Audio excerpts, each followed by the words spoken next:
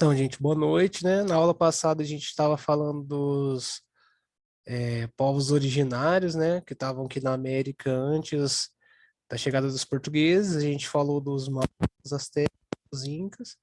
Eu comentei rapidamente ali dos Estados Unidos também, que estava ali na América do Norte. E agora a gente vai chegar no Brasil. Quem estava aqui no Brasil antes dos portugueses chegarem? No Brasil existiam mais ou menos não, existiam cerca de mais de 1.000 povos, mais de 1.000 povos diferentes que estavam aqui no Brasil, né?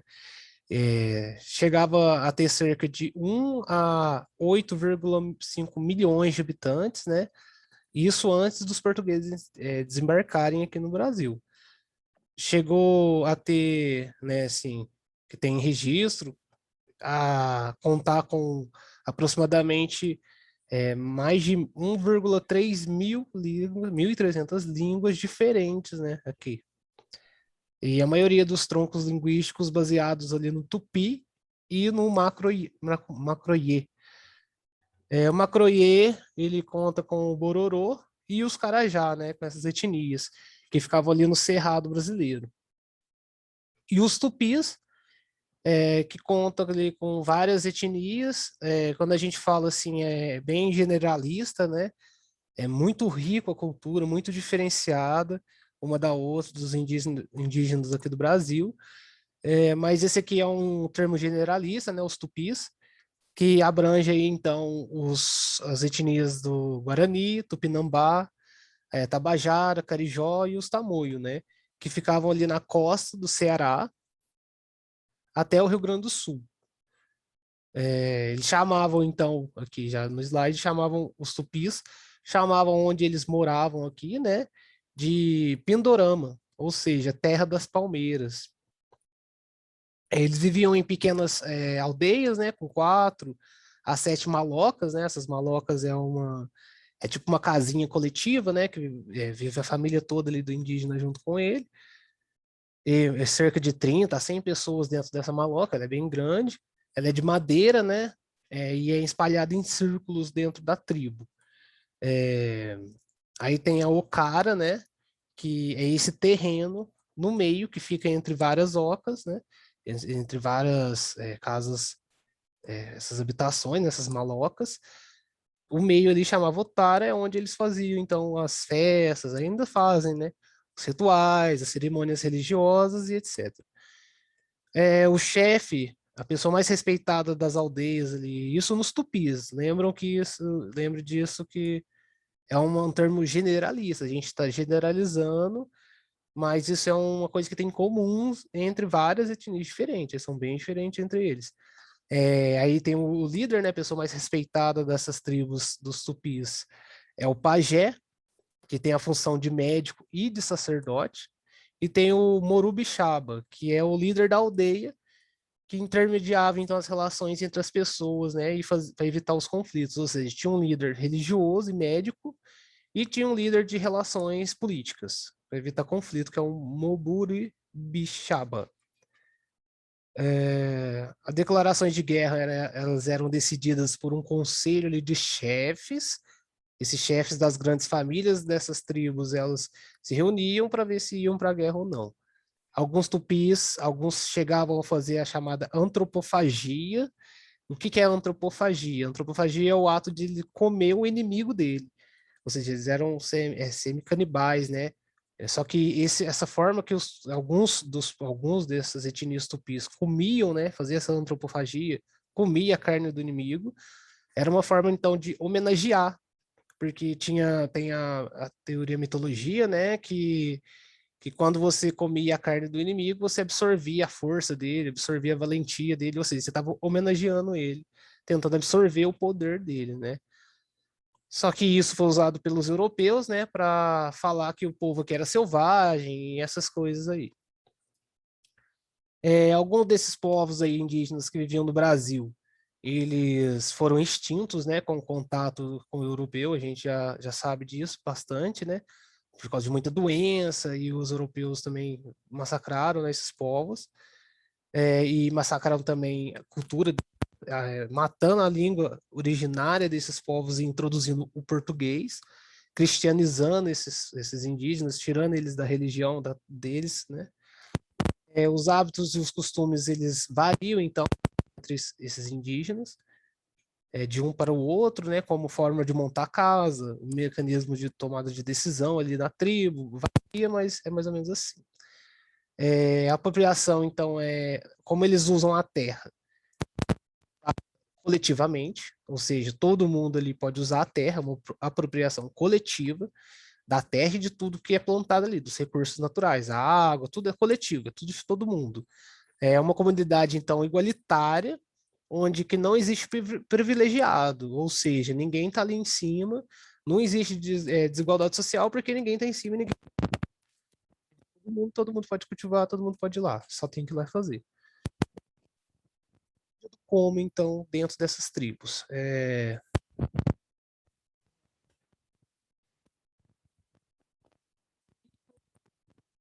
Os homens, eles ficavam...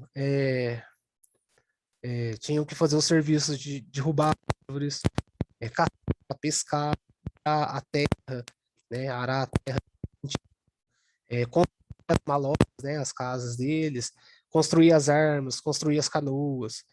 E as mulheres, né, elas ficam com a parte de cozinhar, cuidar das crianças, né, da coleta das frutas, da plantação, ou seja, o homem prepara a terra, a mulher planta e colhe, e da fabricação de utensílios domésticos, ou seja, o homem faz os utensílios para caça, e a mulher, como ela cuida da cozinha, ela também faz os utensílios ali da cozinha.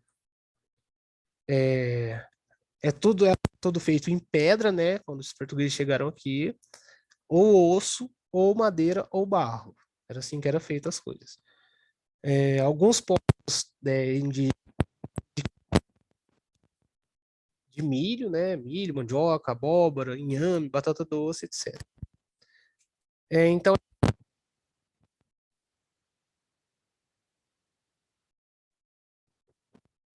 para se estudar de como é que estava aqui antes dos portugueses chegarem, né? Então agora a gente vai falar de outras pessoas, né, que estão aqui no Brasil até hoje, são descendentes dos africanos que vieram aí com a escravidão à força, né? Vieram à força aqui para o Brasil. Vieram na colônia portuguesa, né? Ali na época colonial. O Brasil é o segundo hoje em dia, o segundo maior país, né? Com mais negros no mundo, né? O segundo país com mais negros no mundo, perdendo apenas para a Nigéria, né? Isso foi herança do tráfico de escravos, que trouxe bastante pessoas, como eu disse, forçado para cá. Eles não quiseram vir para cá, eles vieram forçado. Cerca de 3,8 milhões de africanos vieram, de diferentes povos ali da África, de todo o continente, vieram aqui para o Brasil. Eles tinham línguas diferentes, eles tinham hábitos diferentes, costumes variados, eles eram de vários locais ali, como vocês veem no mapa, vários locais aí da África, né, do continente africano. Na África, então, vou falar um pouco desse continente. Ele era um continente povoado por diversas etnias diferentes, como eu disse. Lá já existia escravidão, só que a escravidão de lá era como era nos gregos lá, antigos, etc. Era uma escravidão de guerra, ou seja, você perdia a guerra, e aí o cara pegava você para trabalhar ali na terra dele, trabalhar ali na casa dele, ou seja, era você, ou por dívida, alguma coisa assim. Perdido, né? Alguém está com o microfone ligado.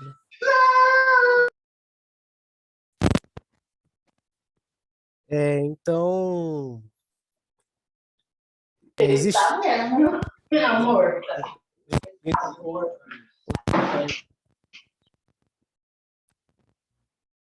Aí, acho que parou.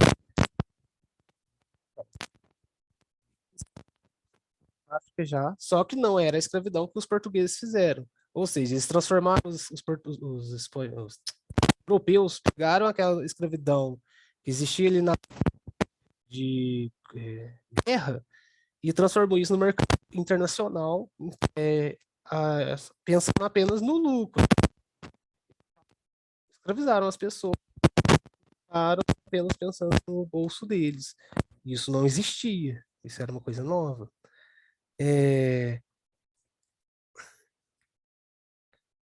Os portugueses, então, eles foram os primeiros europeus a pisar nesse continente, que é o africano.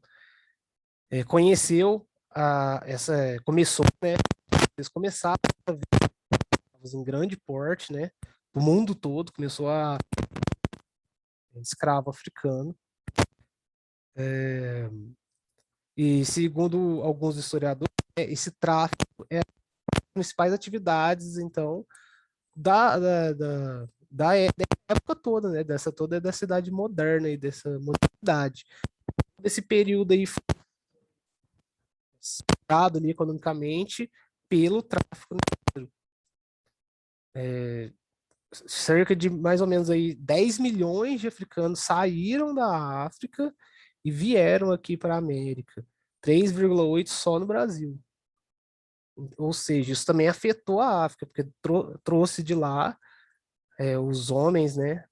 Os homens fortes, as mulheres fortes, os jovens, ou seja, deixou a África sem a sua população que faz filho na idade de fazer, são jovens. Agora, sobre os africanos, né? Que vinham para cá escravizados. No litoral do Saara e na região do Senegal. Com o tempo, os traficantes eles começavam ali, começaram a fazer acordos, né, com os chefes das tribos que guerras e capturavam o inimigo.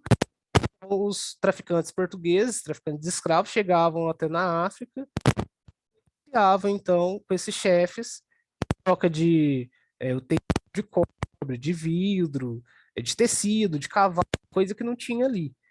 Então, esses líderes começaram a fazer cada vez mais guerra, e ser populados pelos europeus, né, para capturar cada vez mais pessoas, e trocar por itens. Então, os europeus estimulavam essas capturas ali no território africano e essas guerras entre os povos, né?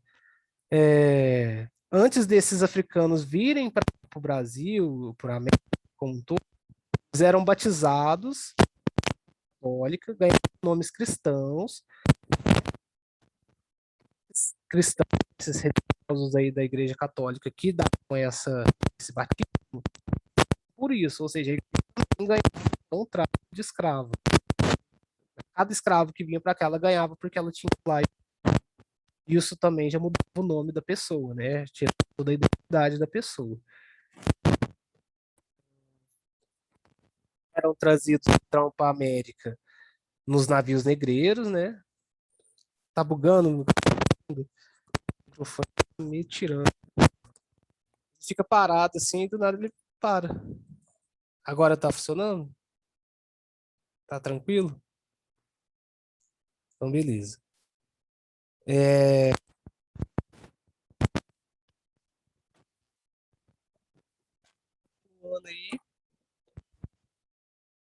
Se te continuar bugando, vocês vão me falando aí, que eu não.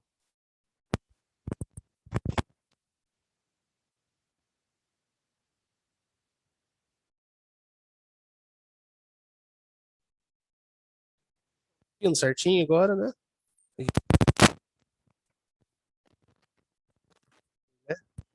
Vai. Agora vai.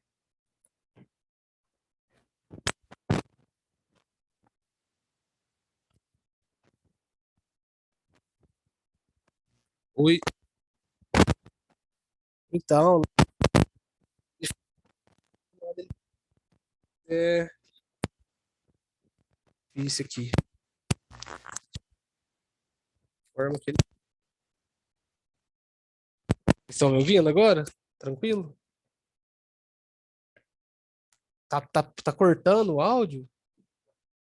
Agora tá funcionando normal. Agora tá normal, então. Então, eu vou ficar parado aqui. Se eu mexer, ele vai sair. Ah. Então, continuando aqui, os africanos que vinham, né? que vinham escravizados lá, comprados pelos traficantes europeus, eles vinham nos chamados navios negreiros, né? E eles iam ali em condições cruéis, né, degradantes para uma pessoa, né, que ficava ali várias pessoas dentro do mesmo navio para trazer o máximo de pessoa possível.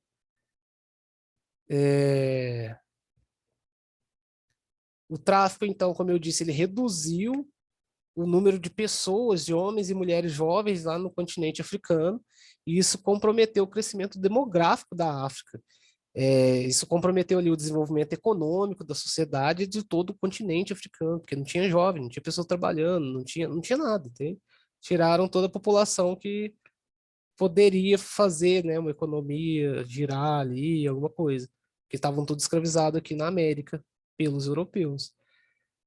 No Brasil, esses africanos, né, vinham para cá trabalhar nos engenhos de açúcar e depois, no futuro, né, posteriormente, eles trabalhavam nas minas, extraindo pedras preciosas, né, na mineração.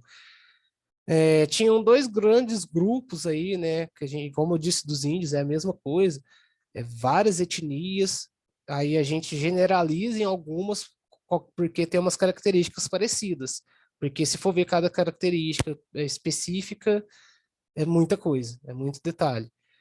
Então, as duas grandes grupos separados aí que vieram aqui para o Brasil, né, que é dois grupos separados pela linguística e pela cultura, que são os bantus e os sudaneses, como vocês estão vendo aí, ó.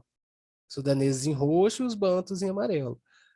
Os bantus aí de amarelo, eles viviam ali no sul do continente, né? E eram subdivididos em algumas etnias, como os cabindas, os benguelas, os congos e os angolas. E eles vieram principalmente aqui para Pernambuco e para Maranhão. Cerca de 60% dos escravos que foram trazidos à força para o Brasil vieram do Congo e da Angola. A maior parte veio dali. E aí a outra etnia é os sudaneses, né? Essa outra subdivisão aí que a gente pode fazer, essa grande divisão, que vieram dessa região aí, dessa rosa aí, que é a região da África Ocidental e ao sul do deserto do Saara. Se dividiram nas etnias dos Haussás, né? Várias etnias, Mandingas, Yorubás e várias outras. Muitos desses sudaneses eram muçulmanos e eram alfabetizados, eles sabiam ler e escrever. Eles tinham essa religião deles, seguiam Maomé e sabiam ler e escrever. Continuando, então, como a gente acabou, então, essa parte dos povos nativos aqui da América. Então, agora a gente vai para o próximo slide, que é o iluminismo. A gente vai entender um pouco do iluminismo. O que é iluminismo, ou chamado também de ilustração, ou filosofia das luzes, que aconteceu ali na Europa, né, durante a Idade Moderna. Ali no século XVIII, existiam vários pensadores europeus que defendiam, então, e pensavam que o uso da razão era o ideal, assim, para construir um mundo fundamentado na verdade, no progresso e na liberdade. Iluminismo vem de luz, né, séculos das luzes, né, chamada assim também filosofia das luzes, e aí vem contra essa idade das trevas que estava antes. Então eles se veem como as luzes. As trevas seriam a ignorância e as luzes do iluminismo seria a razão, né, pensar o mundo com razão. Então o iluminismo é isso, é pensar a razão. Isso deveria ser a base de tudo. A Holanda ali, na Holanda, né, foi as primeiras manifestações do iluminismo lá na Holanda, porque a Holanda era um país que naquele momento já garantia a liberdade de religião, você poder ter a religião que você quiser, você tinha alguns direitos políticos, né, para a população que morava lá, e isso então atraiu vários pensadores para ir morar lá, porque ainda tinha muita cerceamento ali nas liberdades, né, por causa da Idade Média, a gente estava saindo da Idade Média ali, começando ali o Renascimento, Reforma Protestante, então ainda os países estavam muito fechados nessas doutrinas deles, então a Holanda já estava mais aberta para isso, então atraiu muita gente para lá. Uma das pessoas que foi atraída para lá foi o John Locke. O John Locke ele fugiu da Holanda, né, porque estava sendo perseguido politicamente.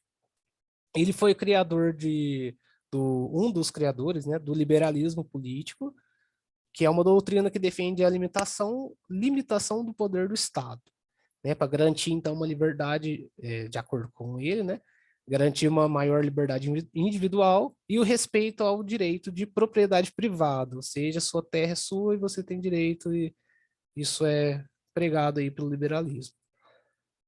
O John Locke, ele contestava essa ideia de que os reis, esse absolutismo, lembra?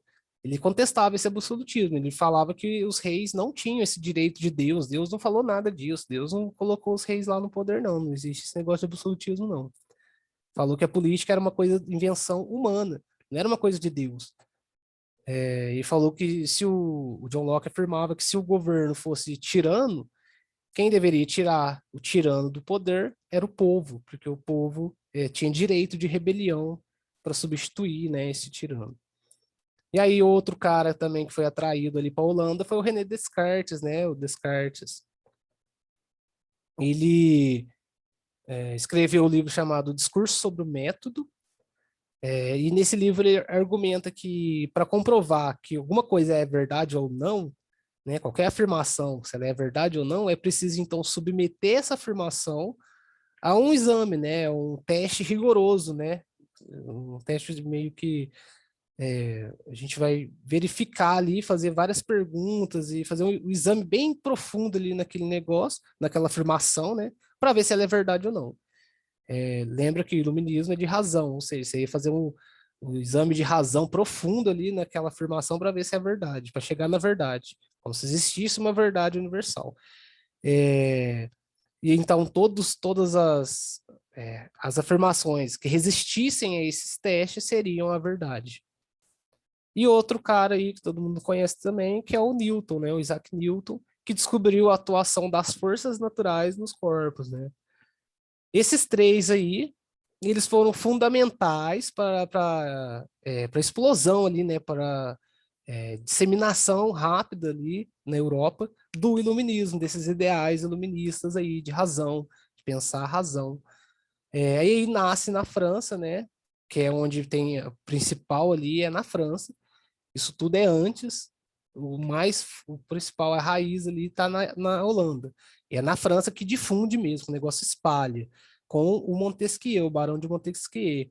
Ele escreve o livro O Espírito das Leis, e nesse livro ele analisa então, é, nesse livro O Espírito das Leis, ele analisa e compara as diferentes formas de governo que existe. Ele vivia ali no absolutismo da França, só que ele defendia um modelo de monarquia constitucional que acontecia na Inglaterra, ou seja, ele estava na França e defendia um modelo da Inglaterra, que era uma monarquia, ou seja, tinha um rei, só que existia uma constituição e um parlamento ali para controlar o poder do rei. Ele se opunha, Montesquieu, à concentração de todo o poder nas mãos dos reis, né? Ou seja, o absolutismo. Ele se opunha ao absolutismo. Isso é importante. Os iluministas se opunham ao absolutismo. O Montesquieu, então, ele acha que o poder não deve ficar só na mão do rei. Ele defendia, então, que o poder devia ser dividido em três: o executivo, o legislativo e o judiciário, assim como a gente usa hoje. Outro cara também da França é o Voltaire. Ele condenava, então, esse fanatismo religioso e essa superstição que existia muito ali, né, naquela época, pós-Idade Média, e ainda existia, até hoje ainda existe muita superstição, então ele achava que tudo era razão. Para ele, esse fanatismo religioso estimulava muita guerra e impedia a clareza do pensamento, a clareza da razão. Outro cara muito importante também é o Rousseau, que foi o cara que mais repercutiu ali, né, o que mais importante da época foi o Rousseau. Ele criticava a fonte da desigualdade social, né? Ele falava que a fonte da desigualdade social era a sociedade burguesa e a propriedade privada. Para ele, então, o governante ele era um funcionário do povo.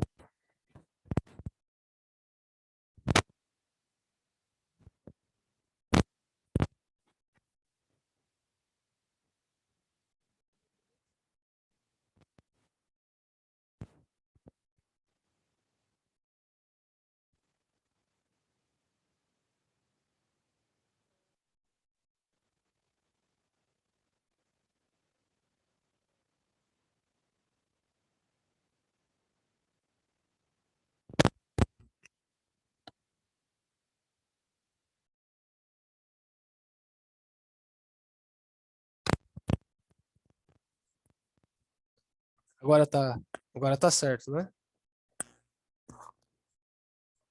Tá difícil esse microfone, gente. É que eu vou mudar, aí eu não vou comprar um agora, porque eu vou ter que comprar no lugar que eu for. Mas continuando aqui, depois desses caras aí que vocês ouviram tudo, Rousseau sendo o mais importante, todas essas ideias dos iluministas foi concentrada ali, reunida nessa obra chamada Enciclopédia, que é essa foto aí que vocês estão vendo aí do lado. E aí alguns reis, alguns monarcas começaram como é que eu falo? Adotar essas medidas dos iluministas, mesmo sendo contra eles. Lógico que eles não adotou as que era contra. Eles fizeram o chamado então de déspotas esclarecidos, porque eles realmente eram reis, só que adotaram algumas medidas do iluminismo, como algumas ideias, né? Como um deles foi o Frederico II, lá da Prússia, e o outro foi o Marquês de Pombal, né, de Portugal. É, eu vou acabar por aqui hoje. Aí amanhã não, na próxima aula, a gente volta na.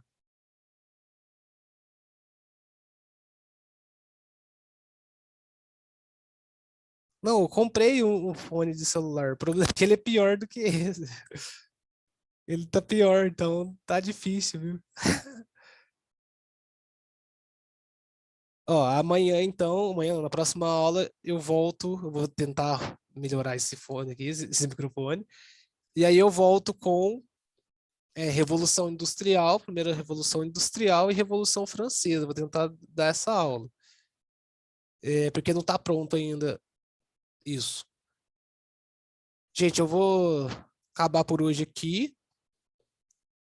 Então, boa noite para todo mundo. Esse microfone tá ruim, mas eu vou arrumar, vai ficar melhor então. Boa noite e espero que vocês tenham gostado aí.